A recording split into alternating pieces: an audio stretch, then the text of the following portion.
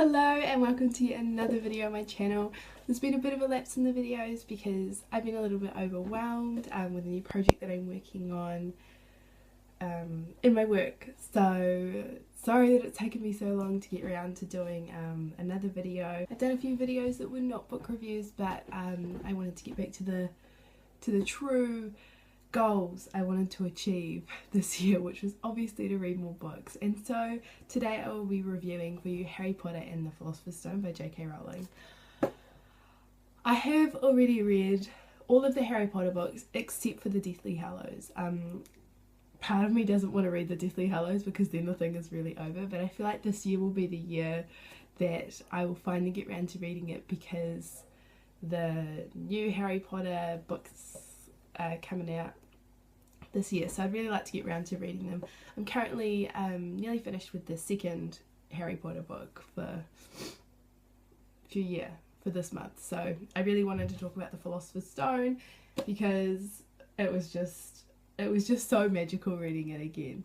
First of all, I totally forgot that at the very beginning of the book, because Harry is living with the Dursleys, that the book does start with Mr. Vernon Dursley and him describing the world kind of as he sees it. And I completely forgot about this because last time I would have read all of these would have been like 10 years ago, and I just loved reading these again. I talked about before that I did read these by listening to them in audiobook form, and that in itself was a really awesome experience. I have been really enjoying listening to the books. It's been really, really special, especially because Stephen Fry reads them, and I just really like it because he does all the voices and stuff really well, especially Hagrid's voice. He just slays Hagrid's voice.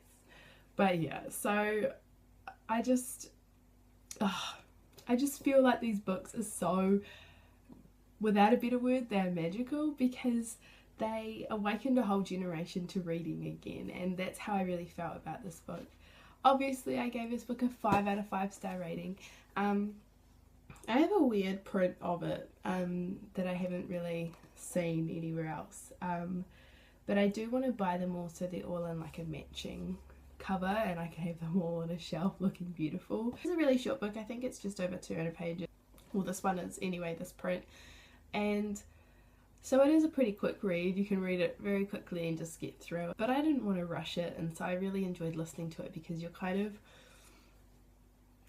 of forced a bit more to actually thoroughly take in the story, enjoy the story again and all of that, and that's something I really enjoyed out of the audiobook version. So obviously in this book, Harry discovers that he is a wizard. He is 10 years old, turning 11, and he's hearing for the first time that he's a wizard. He receives a letter from Hogwarts School of Witchcraft and Wizardry telling him that he's a wizard basically, and that he is enrolled in this wizarding school.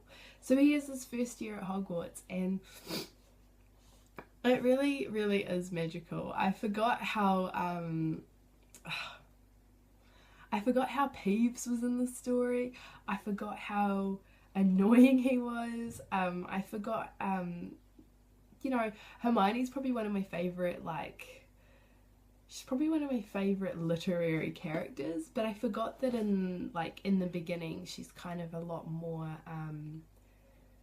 I don't know, like she's portrayed to be a bit more annoying and things like that, but because she knows everything, there's a small part of you that wants to be like, oh, you know, like I don't really like Hermione that much or whatever, but you still can't help but love her because she's such a good friend to Harry. And same with Ron, like they both are really different characters, but they're both just really true friends to Harry, and it kind of really shows in all of that. I forgot that also in the when Harry finds the mirror of Erised, which shows you your like deepest desire, that he didn't just see his parent, but he saw his whole family of Potters. Like he saw grandparents and all of this stuff, and it's kind of like actually forget that Harry really has nobody. Like he's only got the Dursleys. It's just real sad, you know what I mean, that he doesn't have grandparents or uncles or anything really like that. It's kind of, well, he's got Petunia and Vernon Dursley, and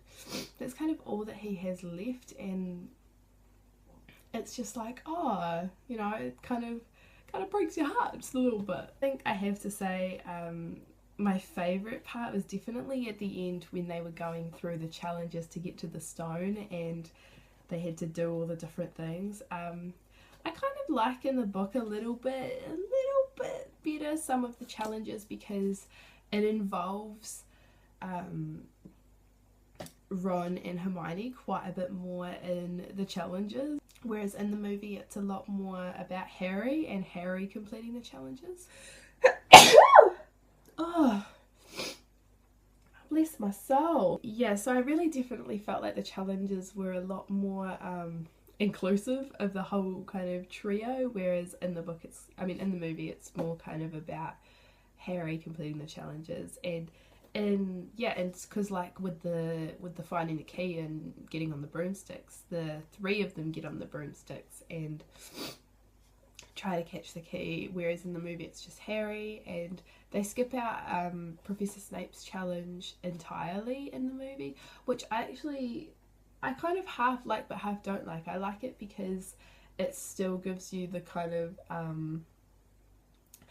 I don't know, it leads you up to the very last minute with the illusion that Professor Snape is the one going after the stone, right up until Quirrell turns around and it's him.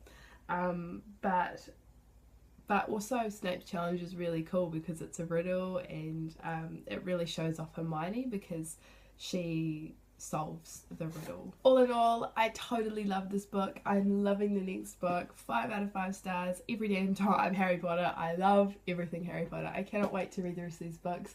I cannot wait as well to eventually get to the Deathly Hallows and read through that. Let me know what you guys think of Harry Potter. Obviously it's a book that all of us are in love with. This one might not be my favourite of the whole series, but it's pretty up there, I would have to say. Yeah, for sure. Alright, thank you guys so much for watching, and I'll see you guys in my next video.